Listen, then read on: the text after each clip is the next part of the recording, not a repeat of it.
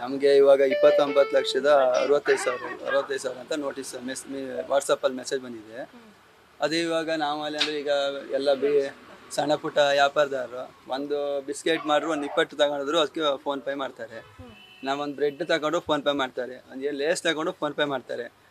ಇದೆಲ್ಲ ಫೋನ್ಪೇ ಮಾಡೋದು ನಾವು ಅದನ್ನು ನಾವು ಟ್ರಾನ್ಸಾಕ್ಷನ್ ಮಾಡೋದು ಈಗ ಫೋನ್ಪೇ ಬರೋದು ಎಲ್ಲ ತಗೊಳಕ್ಕೆ ಹೋದರೆ ನಮ್ಗಲ್ಲಿ ಸಿಗೋದು ಒಂದು 5,000 ವ್ಯಾಪಾರ ಆದರೂ 100-150 ರೂಪಾಯಿ ಸಿಗೋದು ಕಷ್ಟ. ಇದರಲ್ಲಿ ತುಂಬ ಕಷ್ಟ ಆಗುತ್ತೆ. ಇದು ನಮ್ಗೆ ಅದು ಈ ಥರ ಎಲ್ಲ ನೋಟಿಸ್ ಕೊಟ್ಟಿದ್ರೆ ನಮ್ಗೆ ಈ ಥರ ಫೋನ್ಪೇಲಿ ಇಟ್ಕೊಳ್ಳೋಕ್ಕೆ ಭಯ ಆಗುತ್ತೆ. ಇದೆ ಇವಾಗ ಎಲ್ಲ ಬರೋ ಟ್ರಾನ್ಸಾಕ್ಷನ್ ಯಾರು ಕಾಸು ಕೊಟ್ಟು ಇದು ಮಾಡೋದಿಲ್ಲ ಯಾರು. ಅದಕ್ಕೆ ಸರ್ಕಾರ ಅದು ಫೋನ್ಪೇ ಇಲ್ಲ ಅಂತ ಹೇಳ್ರೆ ಇದು ಯಾರು ಕಸ್ಟಮರ್ಗೆ ಯಾರು ಕ್ಯಾಶ್ ತಗೊಬಂದಿರಲ್ಲ, ಎಲ್ಲ ವಾಪಸ್ ಹೋಗ್ತಾರೆ. ಕ್ಯಾಶ್ ಕೊಡಲ್ಲ, ಯಾರು ಕ್ಯಾಶ್ ಇರಲ್ಲ.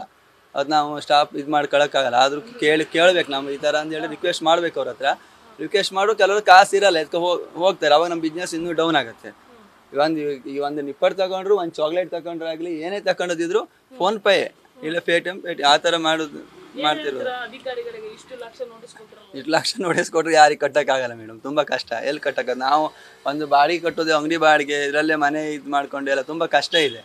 ಯಾರಿದು ಮಕ್ಕಳ ಸ್ಕೂಲು ಇದ್ರೆ ಈ ಓನರ್ ಬಾಡಿಗೆ, ಹುಡುಗರ ಸಂಬಳ ಅದೆಲ್ಲ ಕೊಡ್ಕೊಂಡು ಮೇಂಟೈನ್ ಮಾಡೋದು ತುಂಬ ಕಷ್ಟ ಇತ್ತು. ಅದಕ್ಕೆ ಅದ್ರ ಹ್ಯಾಂಗೆ ಕಟ್ಟೋಕ್ಕಾಗತ್ತೆ? ಸ್ಕೂಲ್ ಫೀಸ್ ಕಟ್ಟೋದೇ ಕಷ್ಟ ಇದೆ ಇವಾಗ. ಕಾಂಡಿಮೆಂಟ್ಸ್ಗಳಲ್ಲಿ ಏನು ಕಾಂಡಿಮೆಂಟ್ಸ್ ಸಿಗೋದೇ ಲಾಭ ಕಮ್ಮಿ. ಆದರೆ ನಾವು ಈಗ ಏನೇ ಒಂದು ಐಟಮ್ ಮಾರೋದಿದ್ರು, ಸಣ್ಣ ಪುಟ್ಟ ಐಟಮ್ ಮಾರು ಅದಕ್ಕೆ ಫೋನ್ಪೇಯೇ ಮಾಡೋದು. ಅದು ನಾವು ಇದೇ ಫೋನ್ಪೇ ಬಂದಿದ್ದ ಅಮೌಂಟನ್ನು ನಾವು ಇನ್ನೊಬ್ರಿಗೆ ಮಾಡ್ತೀವಿ. ಅಲ್ಲೇ ಟ್ರಾನ್ಸಾಕ್ಷನ್ ಜಾಸ್ತಿ ಆದರೆ ಅದರ ಲಾಭ ನೋಡಬೇಕಲ್ಲ, ನಮ್ಗೆ ಏನು ಸಿಗುತ್ತೆ ಏನು ಅಂತ. ಅದರಲ್ಲೇ ನಾವು ಅದ್ರ ಮಾಡ್ಕೊಂಡು ಮೇಂಟೈನ್ ಮಾಡ್ಕೊಳ್ಬೇಕು. ಅದರಲ್ಲೇ ಜೀವನ ಇರೋದು. ಈಗ ನನಗಂತ ಎಲ್ಲ ಕಾಂಡಿಮೆಂಟ್ಸಲ್ಲಿ, ಬೀಡಂಗಡಿಯಲ್ಲಿ, ಸಣ್ಣ ಪುಟ್ಟ ಅಂಗಡಿಗಳಿಗೆ ಆದರೂ ಫೋನ್ಪೇ ಮಾಡೋದು ಎಲ್ಲರಿಗೂ ಕಷ್ಟನೇ. ನಮ್ಮ ಹೆಸರು ರಾಘವೇಂದ್ರ. ನ್ಯೂಸ್ ಫಸ್ಟ್, ನಿರ್ಭೀತಿಯಿಂದ ನಿಮ್ಮ ಪರವಾಗಿ.